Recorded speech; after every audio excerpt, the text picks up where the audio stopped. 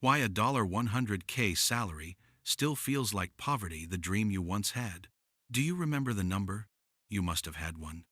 Maybe it was back when you were 20 years old, sitting in a cramped apartment with peeling paint and a radiator that rattled in the night. You looked at your bank account, seeing double digits, and you promised yourself that one day things would be different. You set a target. Maybe it was $50,000. Maybe it was $100,000. You told yourself that once you reached that summit, you would finally be able to breathe. You convinced yourself that at that specific income level, the anxiety would evaporate, replaced by a permanent state of comfort and joy. You believed that happiness was a destination, and money was the vehicle to get you there. Fast forward to today. Open your banking app. Look at the deposit that hit your account this morning. It is the number you used to dream about. It is the salary that the younger version of you thought was impossible. Theoretically, you have arrived. You are standing on the mountaintop, but take a moment to scan your body and your mind. Do you feel the eternal bliss you were promised? Or do you feel a strange, hollow familiarity? The panic about rent is gone, yes, but it has been replaced by a new set of anxieties. You are not celebrating. You are calculating. You are worrying about the mortgage, the car payments, the private school tuition, and the retirement fund that somehow still looks too small. You reach the finish line, but someone moved the tape. The illusion of the new normal. This phenomenon is what psychologists call the hedonic treadmill, and you are currently running on it at full speed. It begins insidiously. When you first received that massive raise or landed that high-paying client, you felt a rush. It was a spike of dopamine, a genuine moment of euphoria. You felt validated. You went out to a nice dinner to celebrate. You bought a bottle of wine that cost more than your weekly grocery budget used to. It felt luxurious. But here is the trick your brain played on you. That luxury did not stay a luxury. It became your new standard. You did not just save the extra money. You upgraded your life to match it. You moved from the drafty apartment to a condo with a doorman. At first, the doorman made you feel important. Now, you walk past him without looking up. You swapped the old sedan for a luxury SUV because it was safer and you deserved it. At first, the leather seats and the silent engine brought you joy every time you turned the ignition. Now, it is just a car. It is just the machine you use to sit in traffic. This is the process of hedonic adaptation. Your brain is wired to return to a baseline level of happiness, regardless of external events. It acts like a thermostat. When good things happen, your happiness temperature rises, but your internal cooling system kicks in to bring you back to your set point. The heated seats, the organic groceries, the expensive gym membership, they stopped being treats and became requirements. If you were to lose them now, you would feel pain, yet having them gives you no pleasure. You are simply maintaining the status quo. The moving horizon. The most exhausting part of this treadmill is that your eyes are always fixed forward, never backward. You have stopped comparing your life to your own past. You no longer look back at the struggling version of yourself to see how far you have come. Instead, you compare yourself to the people currently around you. When you moved into that better neighborhood, you surrounded yourself with new neighbors. These neighbors drive newer cars than yours. They take vacations to places you have not been. Suddenly, your six-figure salary feels inadequate because the reference point shifted. You are not the rich guy from your old neighborhood anymore. You are the poor guy in your new neighborhood. The goalpost has shifted. You tell yourself that you just need a little bit more. If you can just get to the next tax bracket, then you will be happy. Then you will be secure. You begin to work harder. You stay late at the office, missing dinners with family, sacrificing your sleep, and letting your health slide, all to chase this new number. You convince yourself it is for security, but deep down, it is an attempt to recapture that fleeting high of achievement. You are running faster and faster, your legs pumping furiously, sweat pouring down your brow, but your relative position in terms of happiness remains exactly the same.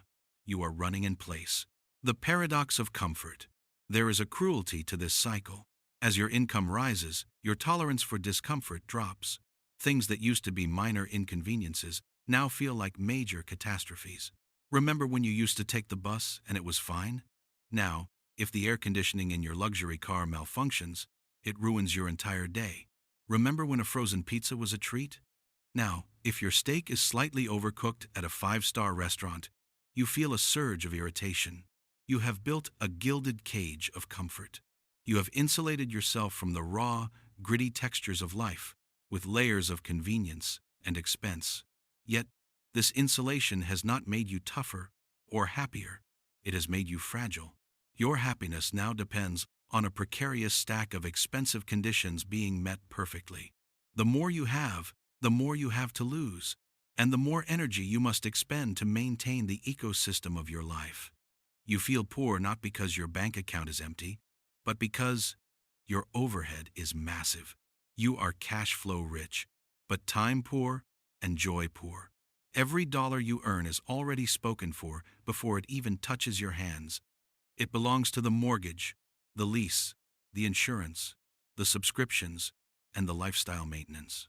You are merely the conduit through which money flows to sustain an image of success that brings you no deep satisfaction. The hunger that cannot be fed. Reflect on the last time you bought something you really wanted. A new watch, a handbag, the latest phone. The anticipation was electric. You researched it. You obsessed over it. You imagined how owning it would change your life. You clicked buy. The package arrived. You opened the box. For a day, maybe two, you felt a glow. You handled the object with care. But be honest with yourself. Where is that object now? Is it still the center of your world? Or is it sitting on a shelf, scratched and ignored, just another piece of background noise?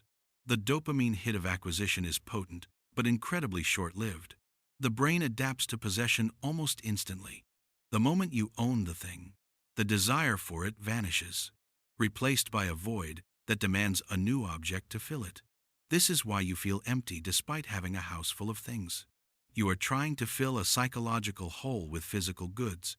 You are trying to solve an internal problem of contentment with external solutions of consumption. It is like trying to quench your thirst by eating salt. The more you consume, the thirstier you become, breaking the cycle. So, how do you step off a treadmill that is moving this fast? How do you stop running when the whole world is screaming at you to go faster? It starts with awareness. You must realize that the next raise will not save you. The bigger house will not fix your marriage. The faster car will not cure your loneliness. Once you accept that the external world cannot permanently raise your baseline happiness, you stop looking for salvation in your bank account. You have to manually reset your reference points. You must consciously look backward. Take time to vividly remember the days when you had nothing. Remember the stress of not being able to pay a bill. Contrast that with your current reality. Force your brain to acknowledge the safety and abundance you currently possess. This is not just positive thinking. It is a cognitive intervention to break the adaptation cycle. You must disconnect expenditure from happiness. Challenge yourself to find joy in things that cost nothing. A walk in the park, a deep conversation, learning a new skill, physical exertion. These generate a different kind of happiness, one based on flow and engagement rather than consumption. This type of happiness is resistant to the treadmill effect because it comes from within you, not from what you own. The final realization: imagine you are 90 years old. You are sitting on a porch, looking back at the tapestry of your life. What will you regret? Will you regret not upgrading your car in 2025? Will you regret not buying the bigger house? No. You will regret the years you spent stressed and anxious, chasing a horizon that kept moving away from you. You will regret the time you traded for money you didn't actually need to impress people you didn't actually like. You are already rich. By almost any historical standard, you are living like a king. You have climate control, unlimited calories, access to all the world's knowledge, and safety from predators. The poverty you feel is a phantom. It is a trick of the mind caused by looking up instead of looking around. You can stop running. You can look at your life right now, exactly as it is, and decide that it is enough. The moment you decide it is enough, the treadmill stops, the noise fades, and finally, for the first time in years, You are actually standing on solid ground.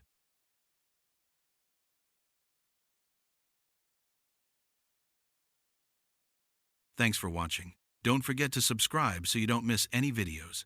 See you soon.